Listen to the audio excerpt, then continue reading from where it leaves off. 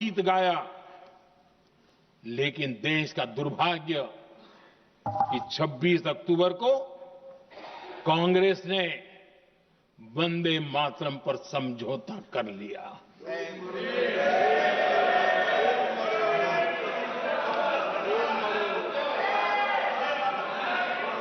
वंदे मातरम के टुकड़े करने के फैसले में वंदे मातरम के टुकड़े कर दिए। उस फैसले के पीछे नकाब ये पहना गया, चोला ये पहना गया कि ये तो सामाजिक सद्भाव का काम है।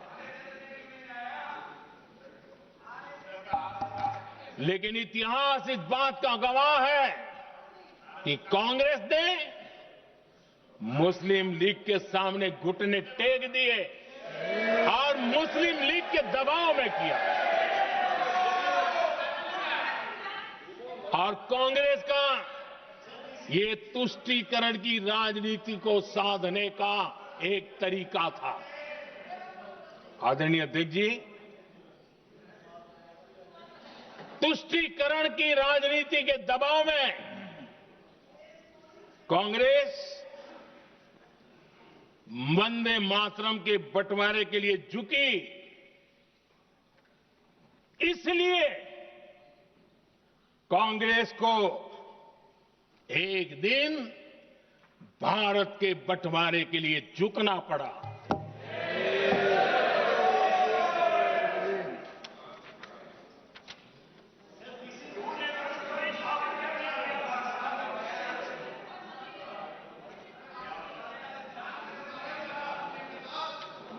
मुझे लगता है कांग्रेस ने आउटसोर्स कर दिया है।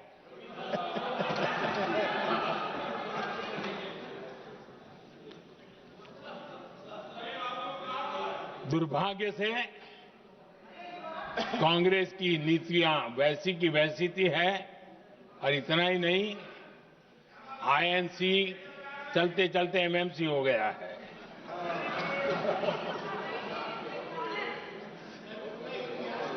आज भी कांग्रेस और उसके साथी और जिन जिन के नाम साथ कांग्रेस जुड़ा हुआ है, सब वंदे मातरम पर विवाद खड़ा करने की कोशिश करते हैं।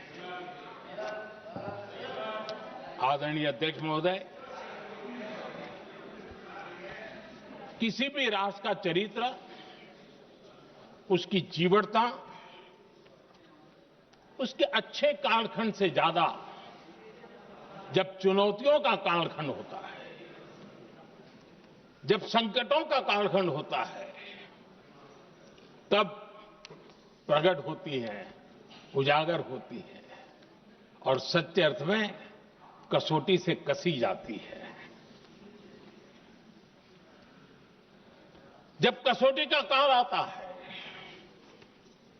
तब ही ये सिद्ध होता है कि हम कितने दृढ़ हैं, कितने सशक्त हैं, कितने सामर्थ्यवान हैं। 1947 में देश आजाद होने के बाद देश की चुनौतियां बदली, देश की प्राथमिकताएं बदली, लेकिन देश का चरित्र, देश की जीवटता वही रही, वही प्रेरणा मिलती रही। भारत पर जब जब संकट आए, देश हर बार वंदे मातरम की भावना के साथ आगे बढ़ा।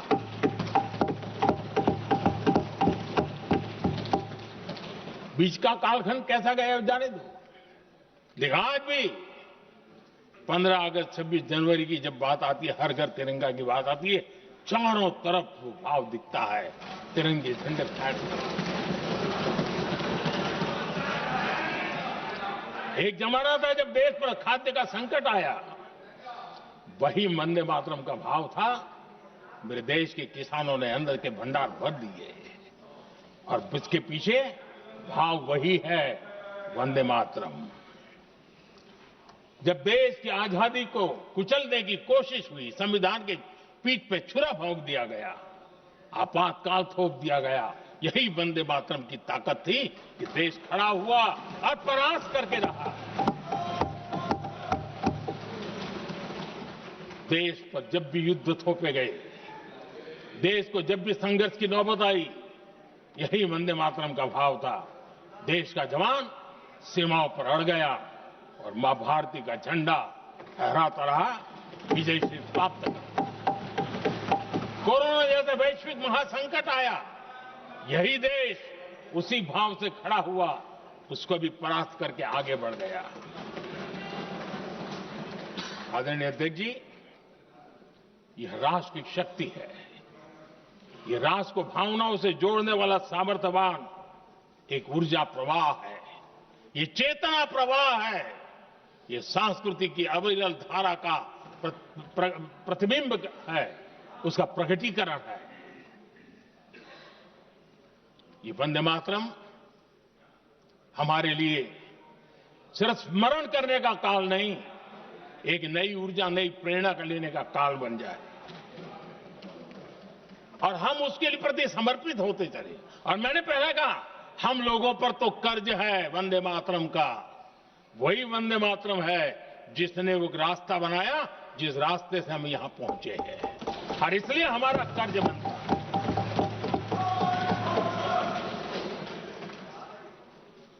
भारत हर चुनौतियों को पार करने में सामर्थ्य है। वंदे मातरम के भाव की वो ताकत है।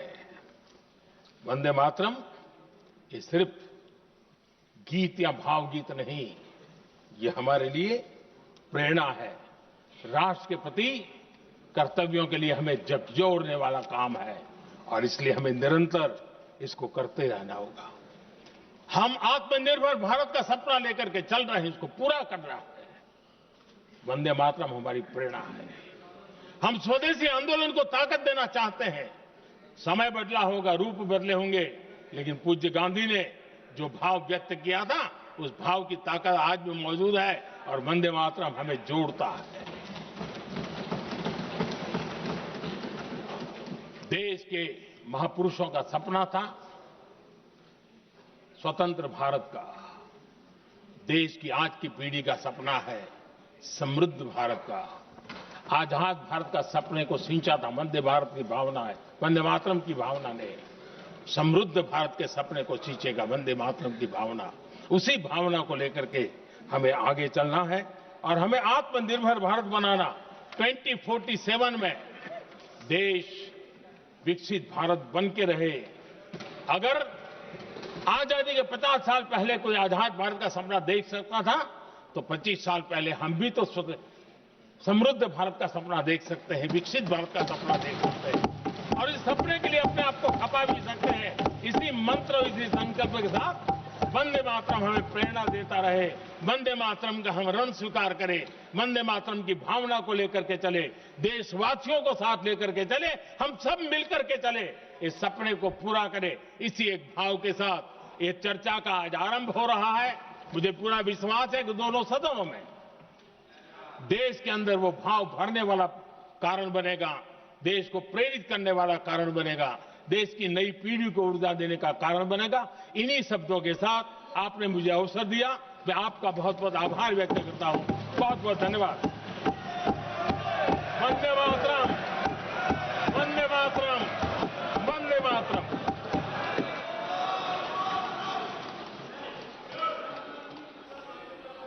श्री गौरव गोगोई।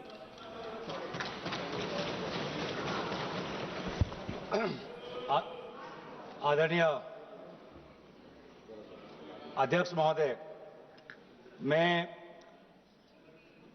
वंदे मातरम के 150वीं जयंती पर इस महत्वपूर्ण चर्चा में भाग लेने के लिए खड़ा हूं और अपने वक्तव्य के शुरुआत में मैं बंगाल के उस पवित्र भूमि को नमन करना चाहता हूं जिस भूमि से ईश्वर चंद्र विद्यासागर आए, राजा राम मोहन रॉय जी आए, बंकिम चंद्र चटर्जी आए, स्वामी विवेकानंद जी आए, अरबिंदो घोष जी आए, खुदीराम बोस आए, कभी नजरुल इस्लाम जी आए, रविंद्रनाथ टैगोर जी आए और सुभाष चंद्र बोस जी आए। वाकई में